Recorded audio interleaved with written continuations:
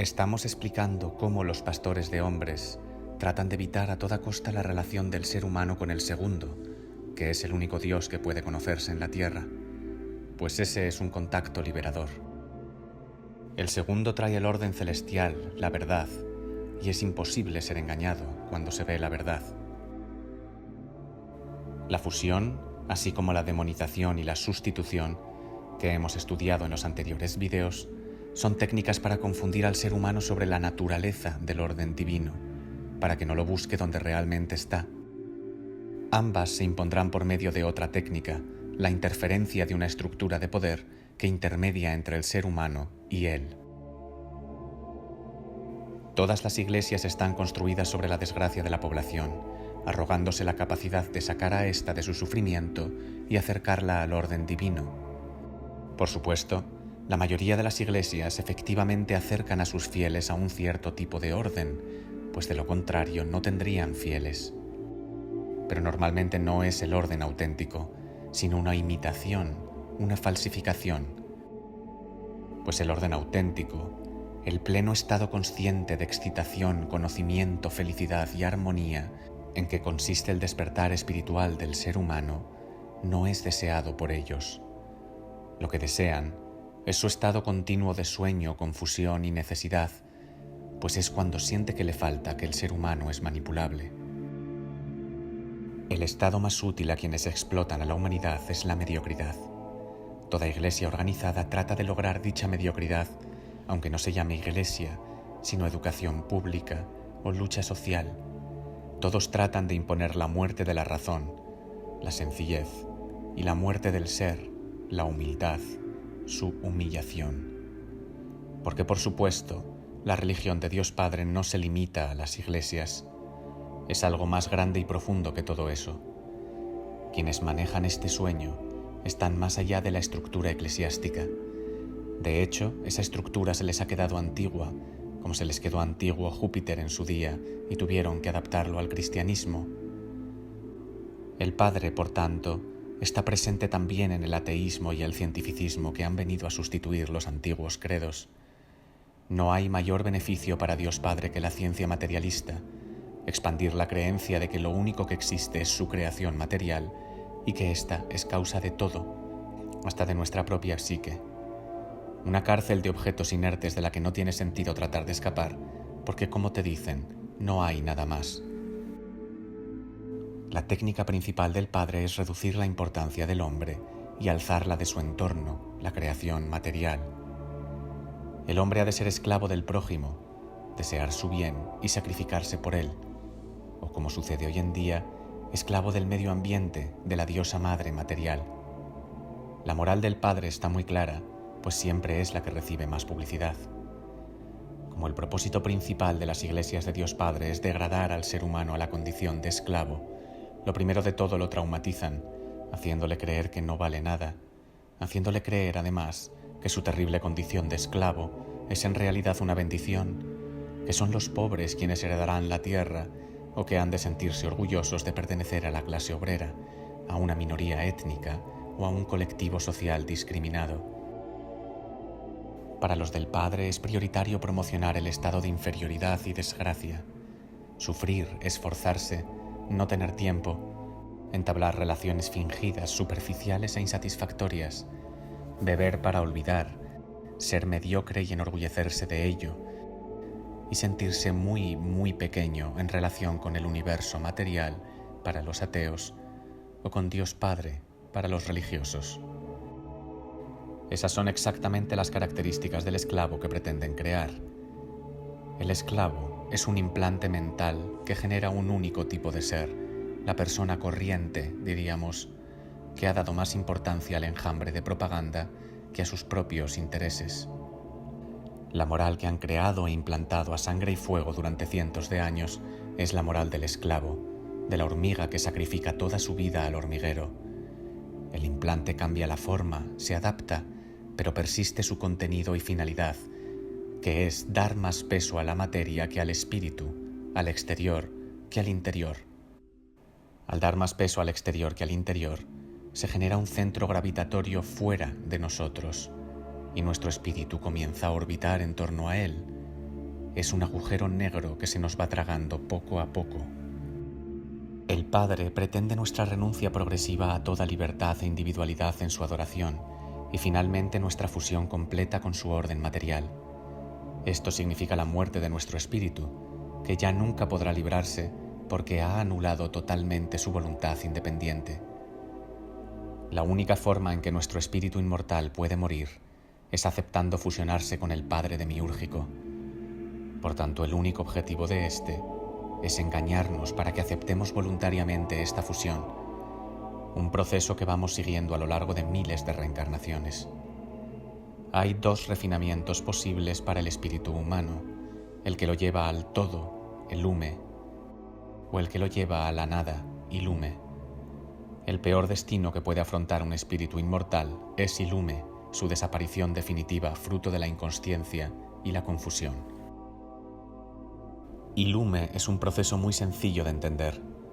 Uno se entrena a regalarle su vida a Dios Padre por medio de la caridad, la humildad, el servicio continuo al prójimo, al Estado, a la ley, a la Iglesia, a la comunidad, al medio ambiente, o también al ideal, o simplemente al qué dirán.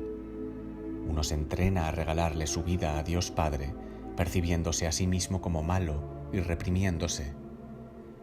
Por eso la historia del pecado original es el mayor atentado a nuestra vida y nuestra libertad que jamás se haya inventado. Es la justificación absoluta de nuestro necesario sacrificio. Obviamente, el Padre es sin duda el diablo, es Satanás, disfrazándose de Dios absoluto, perfecto y compasivo, y tentando todo el tiempo a los espíritus dormidos a someterse por completo a su creación. A través de los siglos, Satanás ha logrado generar una cultura absolutamente pervertida, donde sentirse culpable y reprimirse es observado como una cualidad espiritual superior. La mayor parte de creyentes en cualquier religión o ideología piensan que su moral es el bien y que han de defenderse de las que llaman trampas del maligno, que siempre acecha. En realidad, su credo es literalmente la trampa del maligno. Ya han sido engañados. Sus ritos, costumbres y actividades han sido cuidadosamente definidas por el maligno e impuestas a sangre y fuego por sus servidores en la tierra desde hace miles de años, con el exclusivo objetivo de adormecerlos y explotarlos. Y aquello contra lo que estos creyentes se defienden con furia es usualmente el bien absoluto, la verdad liberadora. La forma que Satanás tiene de someterte es obligándote a luchar contra lo que te liberaría. Algo muy inteligente, pues de esta forma corrompe a unos para que destruyan para él a quienes no se corrompen tan fácilmente. Los creyentes en cualquier parte del mundo no saben que su historia, su idioma y su conocimiento ha sido borrado o distorsionado y que de una u otra forma todos han sido llevados a adorar al Padre material, al Pa o Ra, un impostor que se hace pasar por Dios absoluto. A la muerte del ser en Ra, la iluminación, se llega acallando paso a paso la vida que hay en nosotros. Se muere poco a poco, y como no se entiende lo que se está haciendo, cada pequeña muerte es celebrada como una victoria sobre nuestro ego, pues se nos ha llevado a luchar en contra de nosotros mismos, a luchar en nuestra mente contra nuestros impulsos vitales para suprimirlos. Por supuesto, esta muerte progresiva elimina la confusión, brindando un cierto tipo de orden a nuestra vida, la nada, la paz eterna, el confort de no tener que hacer nada más que anularte, pues Dios Padre provee a quien se somete a Él. La creencia de que una vez anulados tus deseos serás por fin feliz es la primera máxima del budismo y la práctica habitual de los monjes de cualquier culto del Padre. La fuente del sufrimiento es el deseo, dicen, hay que anularlo. Seguir esa terrible mentira que en realidad conduce a tu muerte es llamado fe. La fe es ciega, es un acto de obediencia puro y duro, irreflexivo.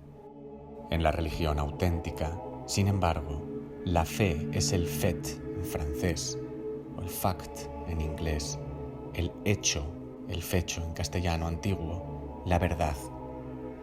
La religión antigua no requiere creer absolutamente en nada, ni siquiera en Dios primero o segundo. En la religión auténtica, la libertad espiritual se reconoce desde el inicio mismo del camino, pues el orden divino respeta el libre albedrío. Por eso, todo cuanto se lee o escucha debe ser comprobado personalmente, razonado de principio a fin y establecida firmemente su verdad en nuestra conciencia antes de que pueda tener el menor efecto en nosotros. Desde luego, una creencia ciega también tiene efectos, pero no tan positivos. Solo tiene el efecto de adormecernos en una ilusión. El conocimiento auténtico se construye destruyendo las ilusiones. Esto comienza, por supuesto, por nosotros mismos. Estaba escrito en las paredes del templo de Eleusis: Buscador, si no has encontrado dentro de ti aquello que buscas, no lo encontrarás aquí. Es en nuestro propio interior que sucede el encuentro con Dios segundo, que es quien disuelve las grotescas distorsiones que produce la realidad material en nosotros y despierta nuestro espíritu progresivamente a su orden natural divino. Pero el segundo, Dios, no viene porque sí. Al igual que es imposible verlo desde la densa nube material de confusión en la que vivimos, a Él también le es imposible vernos a nosotros. Un espíritu débil y dormido, en un estado de fluir y dejarse llevar, no es visible para Dios y por eso jamás recibirá ayuda mientras permanezca en ese estado. Su brillo estará opacado por la nube de parásitos que absorben su energía constantemente. Ni él mismo podrá ver su tenue luz. Al dejarse llevar, como los pájaros de una bandada, será indistinguible de los demás. No será un pez en el mar, sino parte de las olas, ondeando al son del caos material de Dios Padre. Solo un espíritu que lucha con una voluntad inflexible oponiéndose a las mareas, rechazando toda ilusión, destacará entre la niebla lo suficiente como para ser reconocido. En nuestra condición base de confusión, esta lucha es raro hasta que se inicie y mucho más que se complete sin ayuda. Por eso, lo usual tradicionalmente es recurrir a aliados, o bien a un maestro que ya esté al servicio del segundo, el cual, dependiendo de su grado de conexión, podrá ver perfectamente la verdad de cómo eres y qué necesitas, e incluso transferirte directamente su conexión con el segundo si estás preparado para ello. O bien la ayuda puede provenir de alguna sustancia del mundo animal o vegetal que esté imbuida en mayor o menor grado de la energía de la fuente original. Ambos aliados precursores de la gnosis interna se utilizaron en el pasado, así como se siguen utilizando en el presente, en las tradiciones espirituales auténticas. Lo que maestro y sustancia hacen, por su vinculación al segundo, es ayudar a disolver la mentira en el iniciado, destruir sus ilusiones, mostrar su vida y la realidad material que lo rodea como realmente son, una tétrica pesadilla. Es exactamente lo contrario de lo que toda persona quiere ver. Si uno hace algo al respecto que no sea apartar la mirada y huir, entonces se encuentra en el camino rápido hacia el Lume, la liberación del espíritu, pues ha aceptado la verdad al verla. Cualquier ayuda en el camino a él consiste siempre en mostrar la verdad y destruir la ilusión. Pero aceptarla es una tarea individual. Somos nosotros mismos los que nos liberamos. Los de Dios Padre, obviamente, han tratado por todos los medios de acallar a los maestros auténticos que canalizan a Dios segundo. También han bloqueado el acceso a esa materia espiritualizada, escondida en nuestro mundo, haciendo ilegal hasta hablar de ello. Su primer movimiento conocido en ese sentido fue suprimir la Kikeyon como instrumento para la comunión directa con Dios. La Kikeyon era la antigua poción que se usaba en los misterios del templo griego de Eleusis. Eleusis viene de la lengua el-eu-is, es propiedad de él, y que los cristianos gnósticos seguían utilizando en las primeras centurias de nuestra era como forma de entrar en contacto directo con el segundo, al igual que todas las culturas humanas han hecho desde siempre en cualquier parte del mundo.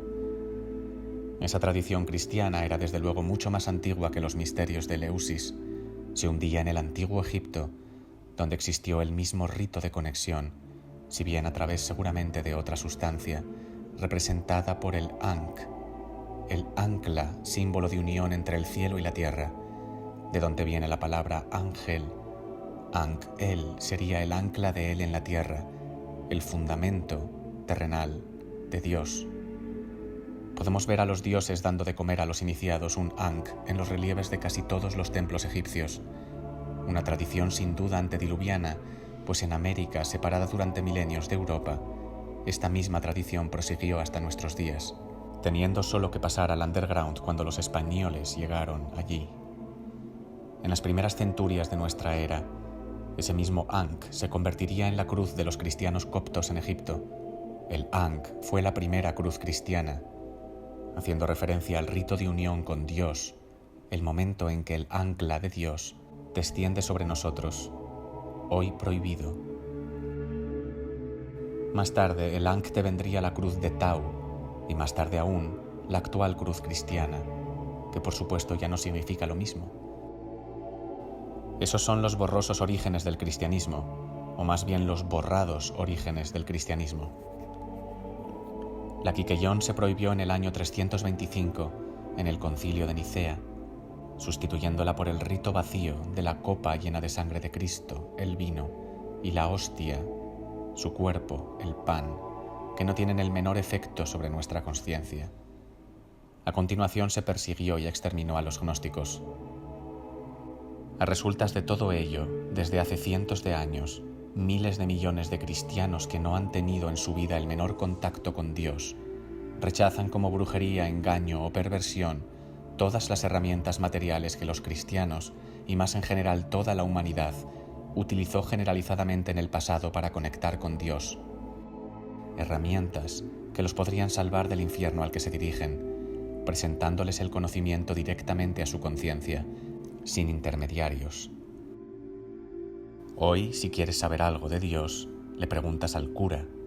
Él te dice que seas humilde y sencillo y que te arrepientas del mal que hay en ti, de todos tus pensamientos, deseos y emociones egoicos, que dejes de luchar, te tranquilices y estés en paz, que fluyas con cualquier cosa, que no te resistas. O le preguntas al científico y él te dice que solo eres carne, materia, y que por tanto la solución a todos tus problemas se encuentra también en la materia. La solución es comprar tecnologías, fármacos, ropas, alimentos.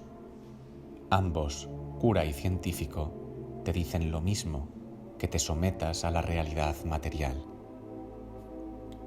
Confundido como no tienes forma alguna de saber si eso que te dicen es así, eso que le dicen a todos, en todas partes, todo el rato, terminas creyéndotelo ciegamente, tienes fe y te vas suicidando lentamente. Te avergüenzas de tus propios deseos y los ocultas por el qué dirán, y vas torciendo tu vida más y más, fustigándote por desear cualquier cosa para ti mismo y acomodándote a la triste existencia mecánica del resto de hormigas que te rodean, embarcadas en la misma negación absoluta de la vida que tú, utilizando todo su tiempo y su energía en seguir la corriente, satisfacer los sueños de otros, hasta que tu espíritu es tan débil que Dios Padre lo posee por completo. Cuando eso te sucede ya no estás, te has acallado tanto, has aprendido a fluir con el mundo material tanto, que ahora el mundo material manda sobre todo tu ser, pues fluir es ser esclavo de aquello por lo que se fluye. Fluir no requiere esfuerzo ni conciencia, es algo mecánico, es dejarse llevar, tumbarse como un lagarto bajo el Padre Sol a que nos bañe con sus rayos. Solo resistir nos hace existir. Es en la fricción con la realidad donde se gesta la chispa que tal vez, solo tal vez, despertará al espíritu. Dadle a like si os ha gustado y suscribíos. Recordaros que publico contenidos extra en mi cuenta de Patreon que dejo en la descripción y que a finales de mes volveremos a hacer directos.